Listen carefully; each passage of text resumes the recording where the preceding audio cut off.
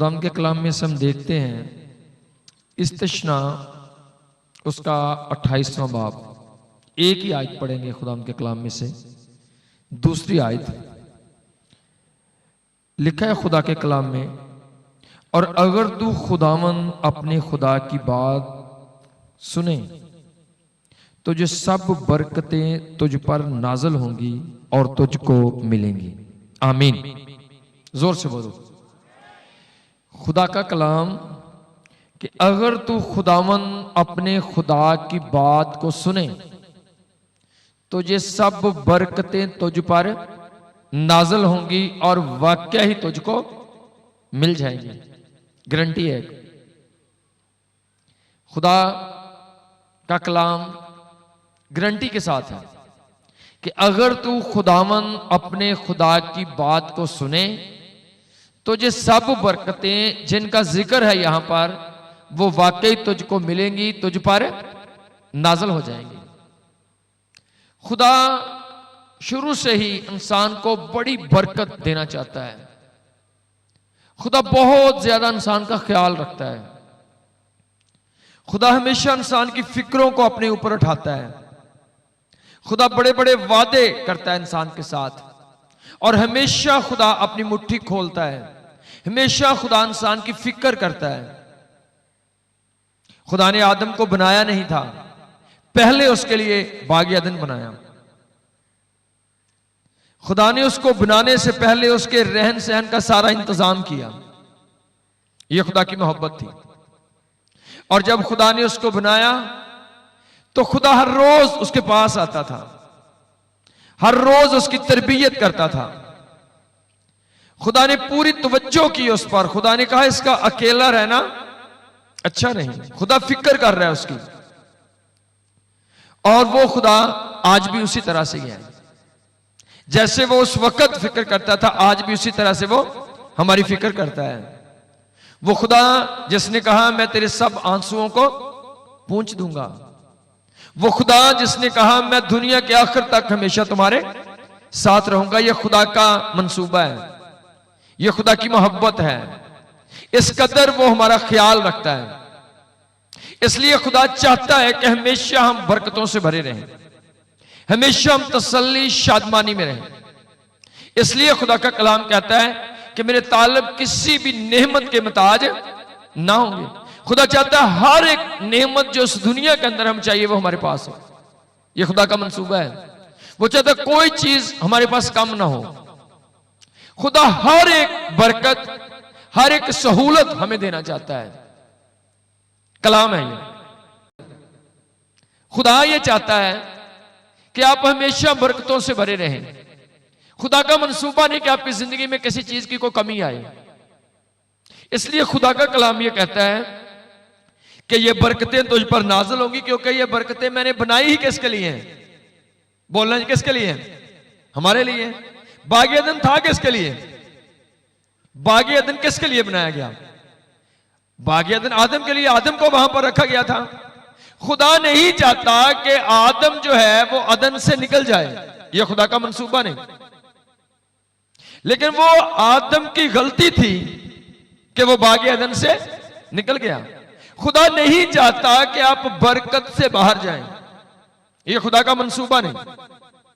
खुदा नहीं चाहता आप किसी परेशानी में गिरें, यह खुदा का मंसूबा ही नहीं है। आपको गहरे तौर पर खुदा की मर्जी को जानना है। खुदा बरकत देना चाहता है। खुदा चाहता है कि हमेशा ये बागे अदन के अंदर है। यहां पर कोई फिक्र नहीं, यहां पर कोई बीमारी नहीं, यहां पर कोई परेशानी नहीं, यहां पर कोई मुसीबत आंसू दुख नहीं है। लेकिन इसलिए कि उसने खुदा की बात को नहीं माना, वो समझ नहीं पाया गहरे तौर पर, वो खुदा के कलाम को जान नहीं पाया उस तौर से जिस तौर से खुदा उसको समझाना चाहता था। हवा के पास पूरा नॉलेज नहीं था। वो खुदा की बात को उस तौर से नहीं समझ पाई जिस तौर से खुदा ने कहा था। वो समझ ले खुदा को ही नहीं समझ पाई, खुदा के पूरे मंसूबे को नहीं समझ पाई कि खुदा हमें कहां तक कामयाब करना चाहता है, कहां तक खुदा का मंसूबा है हमें बरकत देने का, खुश रखने का, जिंदा रहने का, और ये सारी तरक्की खुदा कहां तक देना चाहता है। वो इस बात को समझ नहीं पाया। इसलिए उसने फौरन क्या किया कि ये भी ठीक कहता है, मेरी आंखें खुल जाएंगी। अगर वो इस बात को समझ पाती कि खुदा इन आंखों को खुलने से 1000 गुना ज्यादा बरकत देना चाहता है, तो कभी शैतान के कहने पर वो आंखें खुलवाने के लिए ऐसा वर्क ना करती। वो समझ नहीं पाई खुदा के कलाम को, खुदा की बात को। आपको गहरे तौर पर खुदा की बात समझना है। खुदा आदम को, हवा को हमेशा के लिए उस बाग में ही रखना चाहता था। खुदा हमेशा के लिए खुशी और शादमानी में ही रखना चाहता था, लेकिन ना समझी की वजह से, खुदा की बात को उस तौर पर ना जानने की वजह से एक खुदा की और उस बाग को खो दिया। यहां पर तसल्ली, इत्मीनान और खुदा की हजूरी थी। उसने उस हजूरी को खो दिया, और जब हजूरी गई तो वो सारी सहूलतें भी उसकी जिंदगी से गई, क्योंकि कामयाबी और तरक्की का राज जो वहां पर था वो खुदा की हजूरी के वसीला से था, क्योंकि वहां पर खुदा का कंट्रोल था और वहां पर खुदा हर रोज आता था। खुदा की हजूरी वहां पर आती थी, खुदा का कलाम उस पर नाजल होता था। जब तक कलाम था, हजूरी थी, आदम कामयाब था। लेकिन जब गुनाह किया, हजूरी खत्म हुई, रिफाकत खत्म हुई। वो झगड़े, वो बीमारियां, वो दुखें, वो वबाएं, सब का आगाज उसके बाद हुआ जब कलाम खुदा ने करना बंद किया। खुदा बरकत देना चाहता है। खुदा आपके आंसुओं में आपको नहीं रखना चाहता, आंसुओं को पूंछना चाहता है। खुदा आपको कामयाब करना चाहता है, लेकिन कैसे? खुदा का कलाम कहता है कि अगर तू खुदावंद अपने खुदा की बात को सुने तो ये सब बरकतें तुझ पर नाज़िल हो जाएंगी और वाकया ही तुझको मिलेंगी, ये गारंटी है। और अगर आप ये 28वां चैप्टर पढ़ें तो यहां पर बहुत सारी बरकतों के नाम लिखे हुए हैं चैप्टर के अंदर। जो कुछ भी आपको इस दुनिया के अंदर चाहिए वो सब बरकतों के नाम है यहां पर। खुदा चाहता है कि मैं इन सारी चीजों को जो आपके चारों तरफ है मैं ब्लेस करना चाहता हूं। आपकी हर चीज के अंदर यहां पर हर एक चीज का जिक्र है, आपके बिजनेस का, कारोबार का, जानवरों का, घर का, टोटल चीजों का यहां पर जिक्र है। खुदा कहते हैं इन सब चीजों में मैं अपनी बरकत को नाज़िल करना चाहता हूं, ये मेरा मंसूबा है। पर ये सब चीजों के अंदर बरकत कैसे आएगी? कैसे बरकत आएगी? अगर तू खुदामंद अपने खुदा की बात को सुन ले। अब आप कैसे बात को सुनते हैं? आप खुदा का कलाम सुनते हैं, ये भी खुदा की बात है। आप यहां पर आते हैं, आप चर्च में बैठते हैं, आप खुदा का कलाम सुनते हैं। ये खुदा का कलाम जो है वो खुदा की आवाज है। खुदा चाहता है कि लोग कलाम को सुने, क्योंकि लिखा है कि अगर तू खुदावंद अपने खुदा की बात को सुने, वाकई तवज्जो करे। खुदा की बात सुनना बहुत जरूरी है। जब तक कोई बंदा खुदा की बात को नहीं सुनता उस वक्त तक उसकी जिंदगी में बड़े काम नहीं हो सकते। आम काम हो सकते हैं, कुछ काम बगैर सुने हो सकते हैं, लेकिन सब काम बगैर सुने नहीं हो सकते। कुछ बड़ी बरकतें हैं, कुछ बड़ी चीजें हैं, वो नहीं होंगी जब तक आप खुदा की बात को नहीं सुनेंगे। खुदा की बात को सुनने से मतलब सिर्फ बैठकर सिंपल कलाम सुनना भी नहीं है। खुदा का कलाम कहता है कि खुदा अपना कलाम नाज़िल करके उनको शिफा देता है। आप बाइबल पढ़ रहे हो, आप पढ़ते जा रहे हो, आपने 10 दफा बाइबल पढ़ ली, आप रोज 10 बाइबल पढ़ते हो, 20 चैप्टर पढ़ते हो, पर कभी आपने इस तरह से बाइबल नहीं पढ़ी कि खुदा मेरे साथ बोल। तो आप 10 बार बाइबल पढ़ने के बाद भी खुदा आपको कह सकता है कि आपने तो कभी मेरी सुनी नहीं है। आप पढ़ते हो बाइबल फॉर्मेलिटी कि जी हर रोज मैंने एक चैप्टर पढ़ना है, जी शाम को मैंने बाइबल स्टडी करनी है। आप बाइबल पढ़ते हो, आप ढूंढते क्या हो? हाँ जी ये ऐत आ गई, ए गल वाकई पादरी दी ठीक नहीं, ऐत आ गई, ए गल मेरे कजन दी ठीक नहीं, ये वाली ऐत आ गई, ए वाकई ये टीम दी गलती है। तो आप हमेशा ऐसे बड़े सारे लोग कलाम पढ़ते हैं। अच्छा, इस ऐत का मतलब ये है, कभी लोग अपने लिए बाइबल नहीं पढ़ते कि वो बाइबल पढ़े कि बाइबल आपसे ये कहे कि ये गलती आपकी है। आप बाइबल पढ़ें और बाइबल आपसे कह रही हो कि ये गलती आपकी है। आप कभी ऐसे बाइबल पढ़ें कि बाइबल आपसे कहे कि आपको ये नहीं करना, तो इसका मतलब खुदा ने आपसे बात की है। आप बाइबल पढ़ें और कोई आयत आपके दिल को छू जाए, आप बाइबल पढ़ें कोई गलती आप पर ज़ाहिर हो जाए, आप बाइबल पढ़ें कुछ करने के लिए आप तैयार हो जाएं, तो इसका मतलब खुदा ने आपके साथ कलाम किया, आपने खुदा की बात को सुन लिया है। आप चर्च में आए, आप इस अमान के साथ आए कि आज जो कहा जाएगा मैं वो करूंगा, और इस इतनी तवज्जो से सुने कि आप इन बातों से अपने लिए कोई वर्क तलाश कर लें, इस मैसेज से अपने लिए कोई काम तलाश कर लें, इस मैसेज से आप एक रोया को हासिल कर लें, इस मैसेज के वसीला से आपको कोई वाकई वाज़े काम मिल जाए कि मुझे ये करना चाहिए, तो उसका मतलब ये कलाम आप पर नाज़िल हो गया है। कोई आपकी गलती ज़ाहिर हो जाए आपके मैसेज से, आप मान जाएं कि आज जो कहा गया ये कलाम जो था ये मेरी गलतियों को ज़ाहिर करने के लिए था, इस कलाम ने मुझ पर मेरे इस गुनाह को ज़ाहिर किया है, आज मैं ये गुनाह छोड़ूंगा, आज के बाद मैं ये काम नहीं करूंगा। तो इसका मतलब ये कि आज आपने खुदा की बात को सुन लिया है। जब आप बाजार में से गुजरते हो, हजारों आवाजें आप सुनते हो, हर आवाज आपको समझ नहीं आती। आप सड़क पर गुजरते हो, हजारों आवाजें आपके कानों में पड़ रही होती हैं, वो सब आवाजें आपको समझ नहीं आ रही, ना वो सब आवाजें आप बता सकते हो, लेकिन कभी कभी कोई आवाज आती है, आपका तो ये मुझे को बुला रहा है, फिर आप पीछे देखते हो, फिर आपको समझ लगती है हाँ ये मुझे कहा गया है, और वो बात जो आपने तवज्जो करके सुनी वो आपको हमेशा याद रहती है। ऐसे ही खुदा है, आप चर्च में आते हो, हजारों आवाजें सुनते हो, पर कभी उस आवाज को परखने की जरूरत है, उस आवाज में कोई आपको पुकार रहा है कि नहीं पुकार रहा, कुछ आपको कहा गया कि नहीं कहा गया। अगर आप अपने लिए कुछ ढूंढोगे तो आपको मिलेगा। आपने परखना है कि ये हजारों आवाजें तो हैं, लेकिन क्या कोई आवाज आपके लिए भी है? आपने हजारों मैसेज सुने, आपने बेशुमार दफा कलाम सुना, क्या कोई कलाम ऐसा था जो आप पर नाज़िल हुआ? क्या कोई ऐसा जुमला था जो आपके दिल को छू गया हो? कोई ऐसा मैसेज जिसने आपको किसी काम के लिए तैयार कर दिया हो, किसी आपकी गलती को आप पर जाहिर कर दिया हो, और आप रेडी हो गए हो कि वाकई ये गलती आज से मैंने छोड़नी है, मैंने आज ये सुना, ये मैंने करना है। तो इसका मतलब ये होता है कि आप पर कलाम नाज़िल हुआ और आपने मान लिया, तो फिर यकीनन ये गारंटी है खुदा के कलाम में से कि फिर बरकत आप पर नाज़िल होने वाली है और आपको मिलने वाली है। लेकिन अगर कोई आयत आप पर नाज़िल नहीं हुई, आपने ये नहीं कहा कि ये मैसेज मेरे लिए था, ये आयत मेरे लिए थी, ये कलाम मेरे लिए था, अगर ऐसा नहीं हुआ तो इसका मतलब आप पर कलाम नाज़िल नहीं हुआ।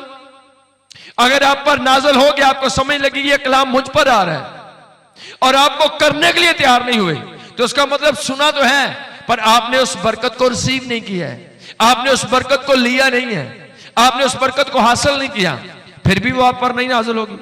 सो खुदा का कलाम ये कहता है कि अगर तू खुदावंद अपने खुदा की बात को सुने तो ये बरकतें तुझ पर नाज़िल होंगी। आप पर कलाम नाज़िल होना चाहिए, हर मैसेज में कोई ना कोई सबक आपकी जिंदगी के लिए होना चाहिए। खुदा कुदरत वाला खुदा है, वो हमेशा चर्च में वो कलाम देता है जो सब पर ही नाज़िल हो रहा होता है, लेकिन समझ उन लोगों को आती है जो अपने कान खुदा की तरफ लगाते हैं। आपको हर मैसेज में एक मैसेज मिल जाना चाहिए। आपको हर रोज जब आप बाइबल पढ़े कोई आयत आपको छू जाए, आपको समझ लगे कि ये मुझे नहीं करना और ये मुझे करना है। अगर ऐसे होता है तो फिर कलाम नाज़िल हो रहा है और आपकी बरकत यकीनी है यीशु नाम में। लेकिन कलाम सुनने और नाज़िल होने के बाद आप बाइबल पढ़ रहे हो, खुदा का कलाम है, लेकिन अब बाइबल सिंपल पढ़ के नहीं कह सकते कि मैंने खुदा का कलाम पढ़ लिया है।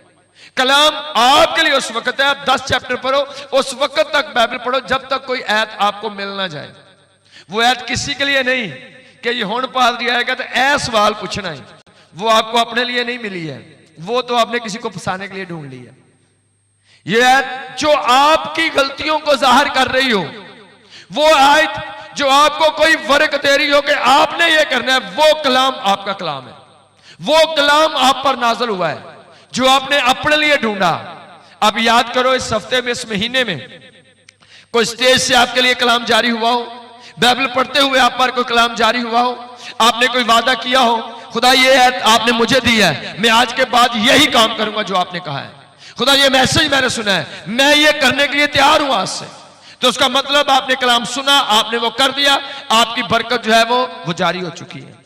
लेकिन अगर आपने सुना भी नहीं ऐसा, आपने माना भी नहीं ऐसा, आपने कुछ वर्क करने का अहद नहीं किया, कोई गलती छोड़ने का अहद नहीं किया, कुछ ऐसा नहीं हुआ, तो उसका मतलब आप आते हो लेकिन आप पर कलाम नाज़िल नहीं हुआ। ये गहरी बात है, समझने वाली बात है।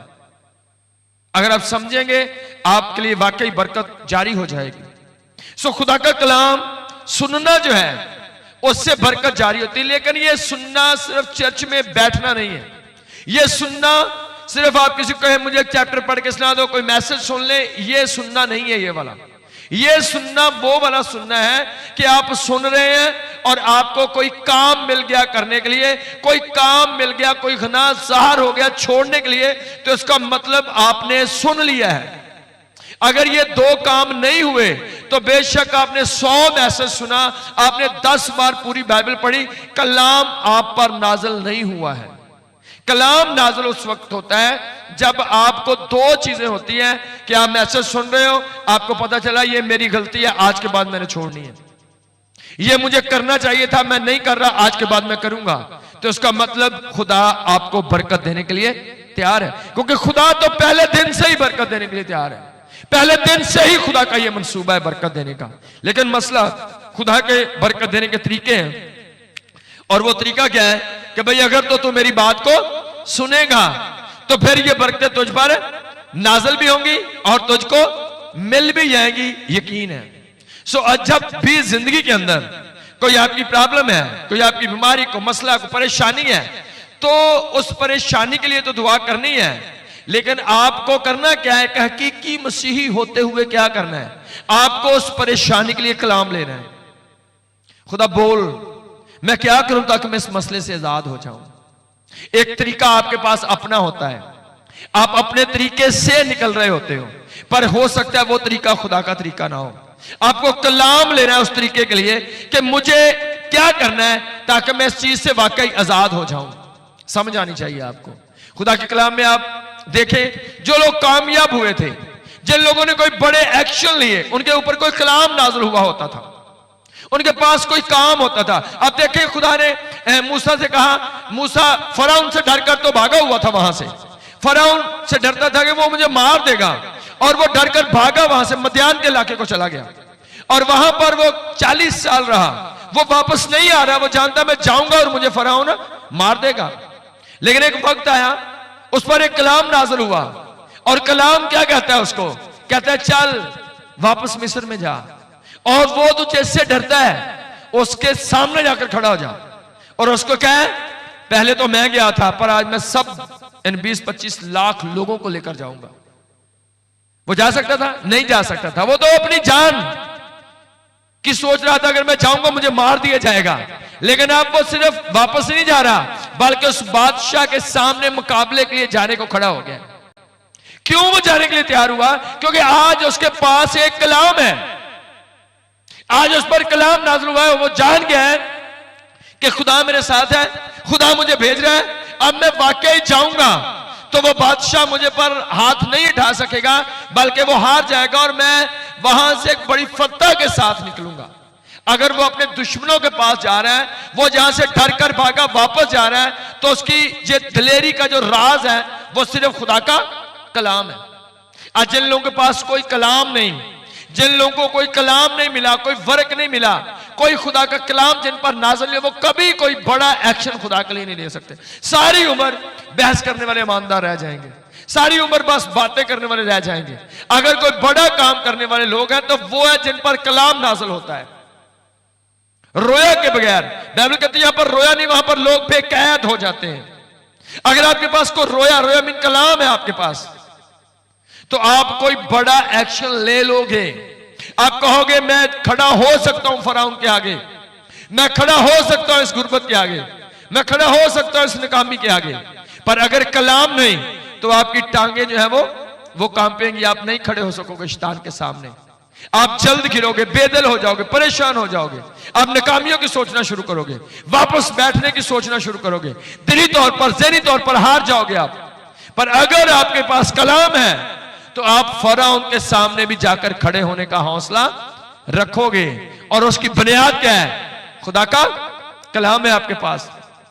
मूसा वापस नहीं जा सकता था अगर उसके पास कलाम ना होता। आप शैतान पर गालिब नहीं आ सकते अगर कोई आपके पास कलाम ना हो। आपकी रोया क्या है? रोया जरूरी नहीं कि ख्वाब में खुदा बड़ी बड़ी आपको मंसूबे दिखाए।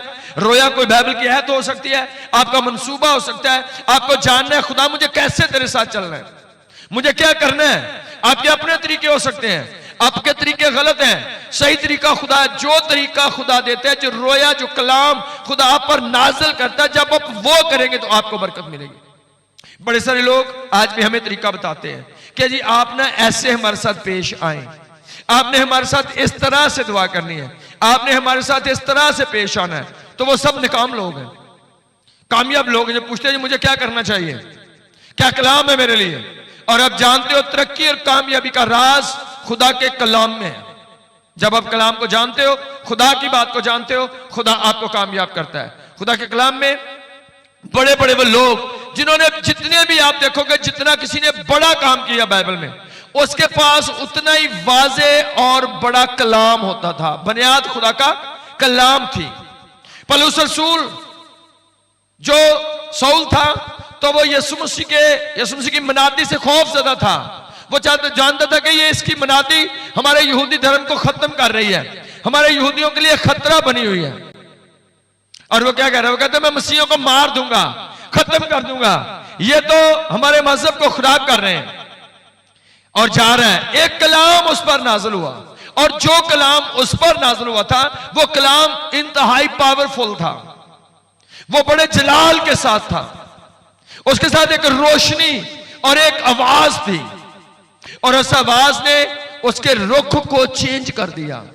वो जान गया कि मुझे मसीहों को मारना नहीं, बल्कि यीशु मसीह के लिए मरने को ही मैंने तैयार हो जाना है। उसका रुख चेंज हो गया। क्यों ऐसा हुआ? वो मारने जा रहा है लेकिन वो मरने के लिए तैयार हो गया। वो खत्म करना चाहता है मसीहत को, और वो मसीही बनाना शुरू हो गया लोगों को। और एक वक्त में वही बयान देता है, जब अदालत में कलाम सुना रहा था तो उन्होंने कहा क्या तू चाहता है कि हम मसीह हो जाए? उसने कहा मैं तो अकेला तू नहीं, मैं तो चाहता हूं स्वयं नज़ीरों के सब लोग मसीही हो जाएं। पर पहले क्या कहता है? पहले कहता है मैं कहता हूं कोई भी मसीही जिंदा ना रहे। रुख चेंज है, मंसूबा चेंज है। और उसकी बुनियाद कहां पर थी? बुनियाद उस पर कलाम नाज़िल हुआ।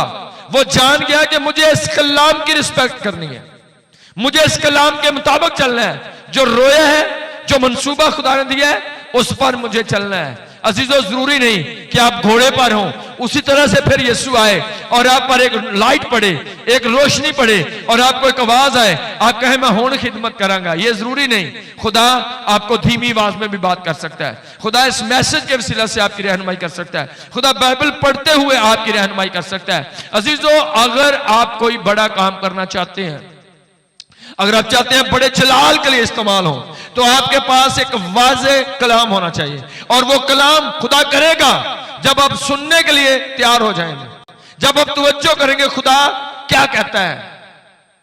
जब आपके पास कोई वाज़े मैसेज है, वाज़े कलाम आपके पास है, कोई वाज़े हुक्म आपके पास है, और आप वो कर दें, तो आपकी बरकत यीशु नाम में यकीनी है। आमीन।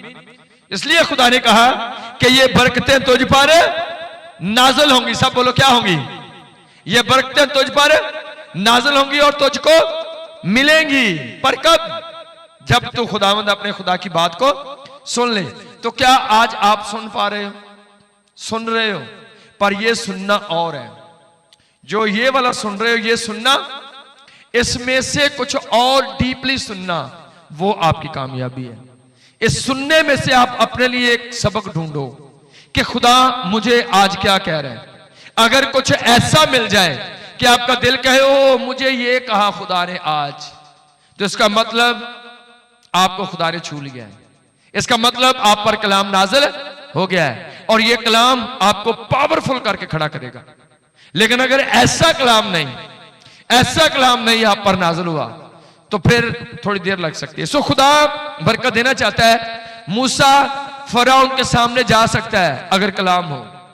आप शैतान के सामने खड़े हो सकते हो अगर आप कलाम आपके दिल में हो। अगर आपके पास कोई वाज़ेह मंसूबा हो, आज लोगों को समझ नहीं किधर जाना है, लोग जिधर मुंह उठाते जाते हैं, ऐसे नहीं। आपके पास कोई वाज़ेह तालीम, कोई वाज़ेह मंसूबा, कोई वाज़ेह कलाम, आपको करना क्या है, कुछ वाज़ेह आपकी जिंदगी के अंदर होना चाहिए। रूहानी जिंदगी जो है उसके प्लानिंग जो है वो बिल्कुल वाज़ेह होनी चाहिए।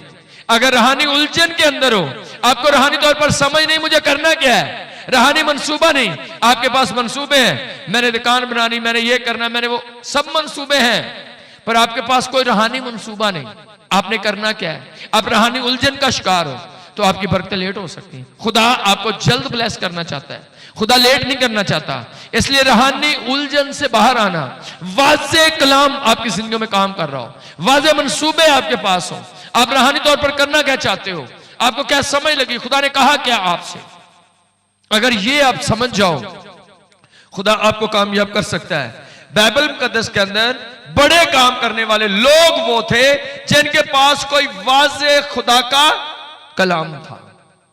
आपके पास वाज़ेह होना चाहिए कि भाई जी ये मैं नहीं कर सकता क्योंकि मुझे खुदा का कलाम मना करता है, मुझे तो खुदा ने ये कहा है, तो उसका मतलब आप ब्लेस हो चुके हो। अगर किसी जगह पर कुछ वाज़ेह कहने के लिए आपके पास है, कोई आपको फसलाए, शैतान आपको किसी और जगह ले जाए, गनाह में, कमी में, बदी में, आपके पास वाज़ेह बताने के लिए हो कि भाई जी ये काम मेरे लिए जायज नहीं, मैं मसीही हूं, तो उसका मतलब आपकी बरकत का ऐलान हो चुका है। अगर वाज़ेह कहने के लिए कुछ नहीं, किसी जगह पर आपको जवाब देने के लिए आपके पास कुछ नहीं, तो फिर आपकी बरकत लेट हो सकती है। खुदा चाहता है वाज़ेह हो सब कुछ आपकी जिंदगी में, आपके पास एक वाज़ेह कलाम होना चाहिए। खुदा के कलाम में अगर आप देखें पैदाइश 15वां बाब 4 आयत, खुदा के कलाम में एक कलाम था। जब इब्राहिम का बेटा इस्माइल पैदा हुआ तो उसकी बीवी ने कहा इसको घर से निकाल दे, यह मुश्किल था।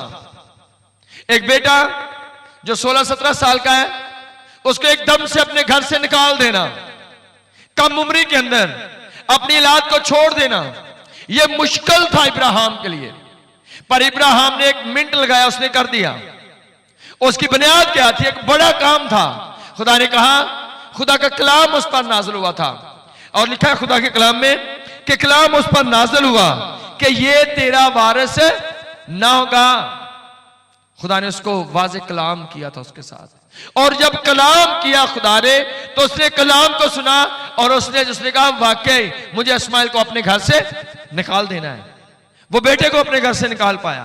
आप छोटी सी गलती को नहीं निकाल पाते हो, एक गाली की आदत वो छोड़ नहीं पाते हो, क्योंकि कलाम नहीं आपके पास के गालियां बकने वाले खुदा की बादशाही के वारिस ना होंगे। अगर कलाम आपके पास हो वाज़ेह तो आप हर जगह पर कह सकोगे जो मर्जी कर लो, मैं तानू बुरा लफ्ज नहीं बोल सकता।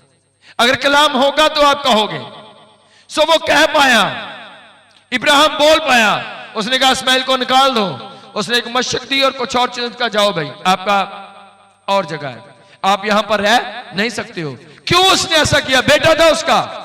उसकी बुनियाद यह थी कि उस पर खुदा का कलाम नाज़िल हुआ था। जब कोई बड़ा एक्शन लेना होता है उससे पहले अगर कलाम होगा तो आप बड़े बड़े एक्शन ले सकोगे। अगर कलाम नहीं तो आप दुनियादारी की बातें, नहीं जी करना तो चाहते हैं पर विच आ कट्टा खुल गया है, इस तो साढ़े को नहीं होना। कोई कट्टा नहीं बचेगा अगर कलाम आपके पास नहीं। कलाम होगा तो आप बड़े बड़े फैसले कर सकोगे, बड़े बड़े एक्शन ले सकोगे कि ठीक है ये करना है तो बस करना है, जो खुदा कहता है मुझे वो करना है। सो इब्राहिम औलाद को छोड़ पाया, अपनी हाजरा बीवी को घर से निकाल पाया। उसकी बुनियाद क्या थी? खुदा ने कहा था जो कर दे, और उसने वो कर दिया। इब्राहिम अपने नातेदारों को छोड़कर आया क्योंकि उस पर कलाम नाज़िल हुआ था, ये जगह तू छोड़ दे, और वो वहां पर गया यहां पर खुदा उसे लेकर गया था। सो कब कोई बड़ा एक्शन लेता है? जब उस पर कलाम नाज़िल होता है। और कब कोई बरकत पाता है? जब कलाम को सुनने के बाद वो वाकई वैसा ही कर देता है, तो उसके बाद वो सरबुलंद होता है। सो पहले कलाम नाज़िल हुआ, उसने कलाम को कबूल किया, और उसके बाद खुदा ने उसको उठा खड़ा किया। सो जब कलाम आपके पास है, अब देखें ये कलाम था कि बूढ़ा नबी एक जानवर पर सवार हुआ है और वो दूर एक शहर को जाता है और वहां पर जाकर मनादी करता है, और वो कहते हैं पानी पी ले। क्या कहता है? कहता है मैं यहां पर पानी नहीं पी सकता, खाना खा ले। भाई भूख तो है पर मैं यहां से खाना नहीं खा सकता। क्यों नहीं खा सकता? क्यों नहीं पी सकता? क्योंकि भाई मेरे पास एक वाज़े कलाम है, खुदा ने मुझे कहा है जा वहां पर मनादी करनी है और वहां से अपने खाना और पीना जो है वो नहीं है। क्यों? वो प्यासा भी है पर वो पानी नहीं पी रहा। क्यों? वो भूखा भी है पर वो खाना नहीं खा रहा। क्यों? क्योंकि उसके पास एक वाज़े कलाम है। आपको पता है ये नहीं करना, पर ऑफर मिल जाए तो फिर क्या कहते हो? कहते तो चलो चलो कोई नहीं, एकदम ही ठीक, ये पानी है थकड़ा यार यार। आज ऐसे होता है, लोगों को पता होता है ये नहीं करना, कलाम होता है, पर बस वो ख्वाहिश जो है वो आपसे वो करवा देती है और वो आपकी नाकामी बन जाती है। वो जानता था मुझे पानी नहीं पीना और मुझे रोटी नहीं यहां से खानी। अगर कलाम था तो वो वाज़े कह रहा था। अगर वो वहां पर वापस फंसा जाकर उस काम में, तो उसको एक जाली कलाम सुनाया गया और वो उस जाली कलाम की वजह से वहां पर चला गया। आज लोगों को जरूरत नहीं पूछने की कि मुझे यहां जाना है या नहीं जाना, मुझे यहां खाना है या नहीं खाना। हर जगह आपके लिए नहीं, सब जगहों पर आप नहीं जा सकते हो, सब कुछ आप नहीं कर सकते हो, सारी दुनिया को आप कभी राजी नहीं रख सकते हो, सबको आप खुश नहीं कर सकते हो। आप खुदा के लोग हो, आपने सिर्फ खुदा को खुश करना है। सो जब कलाम होगा तो आप कोई एक्शन ले सकोगे, अगर कलाम नहीं तो कोई एक्शन नहीं। पूरे मुल्क में काल था और वो काल एलिया की दुआ से ही हुआ था जारी, और लिखा खुदा कलाम में, उसने कहा बारिश नहीं होगी, और सब जानते हैं बारिश नहीं होगी तो क्या होगा, बारिश नहीं होगी तो काल होगा, क्योंकि उस वक्त कोई लाइट बिजली ये निजाम नहीं था पानी का। अगर बारिश नहीं तो फिर काल है। सो वो जानता है। सो जब काल पड़ गया, कहता है खुदा मैं क्या करूं, एक कलाम नाज़िल हुआ।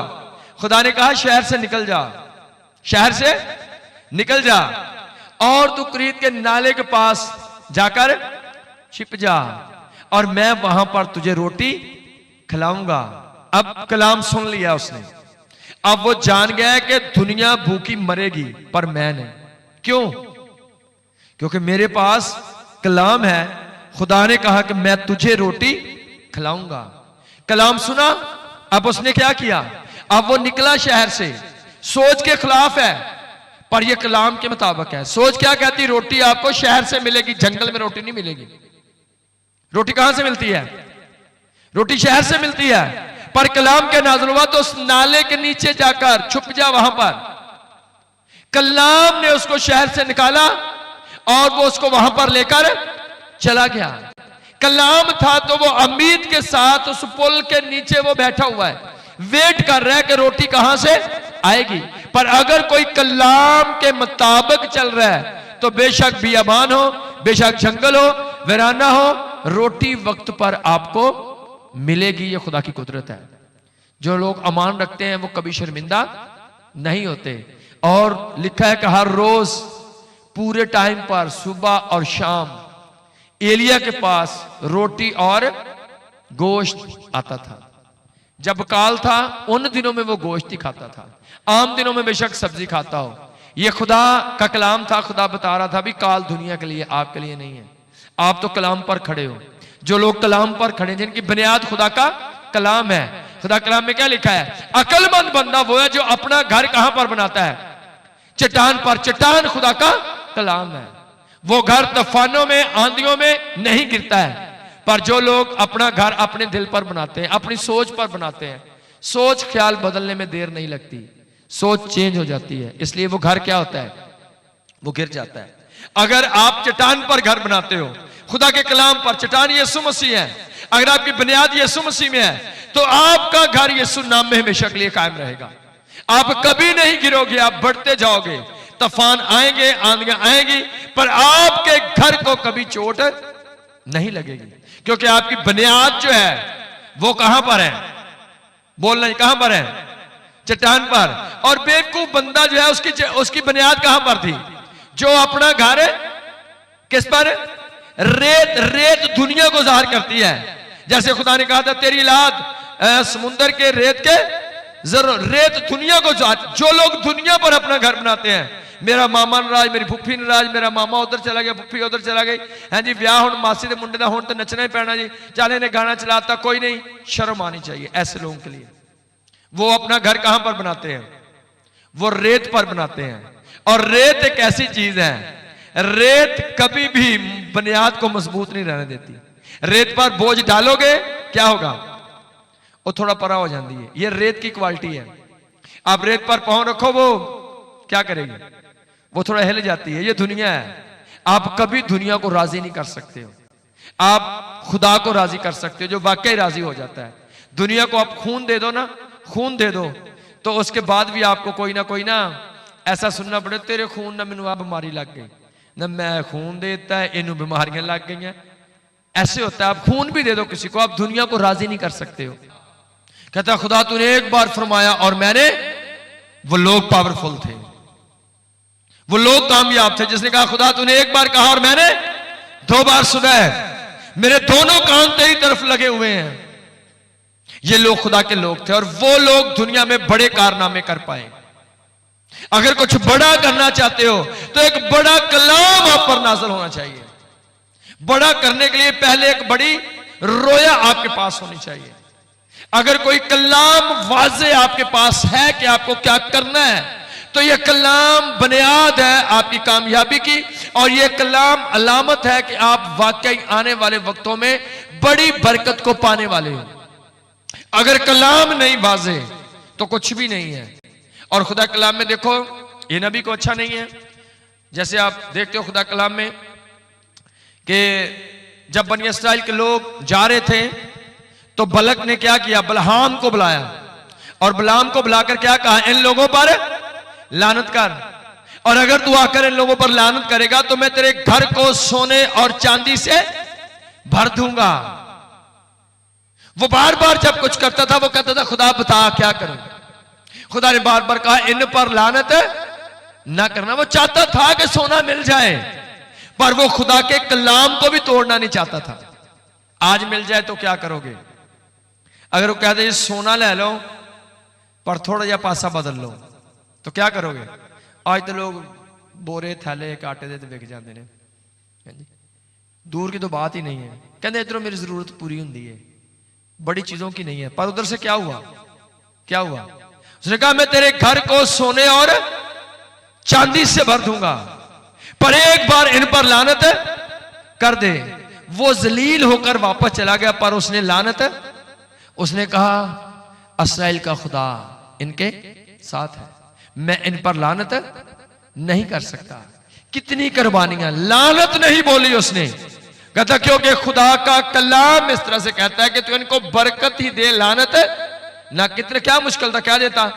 क्या वजीर आजम बनना था मुल्क में, वजीर आजम बनना था, घर को सोने और चांदी से भर देना था। उसने ये वादा था बलक का, पर उसने वजीर आजम की कुर्सी ठकराई, उसने वो सोना चांदी ठकराया। उसने कहा मैंने वो करना है जो कलाम नाज़िल हुआ, जो मुझे खुदा ने कहा है। और खुदा कलाम ये कहता है, वो उसने लानत नहीं की। सजीदो अगर तो आप कलाम की कदर करोगे, आपको वाकई कुछ ठकराना है, और अगर खुदा के लिए कुछ ठकराओगे तो उसके वजह खुदा हजारों नहीं लाखों गुना डबल करके आपको बरकत बख्शेगा। अगर आप खुदा की आवाज को सुनोगे, आपके पास वाजे होना चाहिए खुदा ने आज आपको क्या कहा। आपके पास वाजे होना चाहिए जब आपने बाइबल पढ़ी खुदा ने आपसे क्या कहा। हमेशा लोगों के लिए सवाल ना ढूंढो बाइबल में से। बड़े सारे लोगों की गलती क्या है, वो निशानियां लाते हैं पूछने लई, ऐ गल पूछनी जो हुण कोई आया, ऐस गल च फसाना है। वो हमेशा लोगों को फंसाते और खुद फंसे रहते हैं। खुदा आप पर कलाम नाज़िल करना चाहता है जिससे आपको बरकत मिले, वो कलाम जिससे आपकी तरक्की हो, वो कलाम जो आपके दिल को साफ करे, वो कलाम जो आपको कुछ करने के लिए कहे, वो कलाम बरकत लेकर आता है। जो कलाम आप दूसरों के लिए ढूंढते हो वो उनकी बरकत है, वो आपकी बरकत नहीं है। अगर आप कोई पादरी के लिए कलाम ढूंढ लेते हो, आप मुझे सुना दोगे मुझे बरकत मिल जाएगी, पर आपको क्या मिला? आपको क्या मिला? कुछ भी नहीं। आप हमेशा अपने अपने लिए खुदा से कलाम मांगो, बाइबल में से, पढ़ने में से, मैसेज सुनने के वसीला से, किसी ईमानदार के वसीला से। हमेशा अगर तो आप पर कोई कलाम नाज़िल हो जाए तो वो कलाम बुनियाद है कि आप एक बड़ी बरकत के वारिस हो रहे हो। सो खुदा इस कलाम के सबको बड़ी बरकत बख्शे।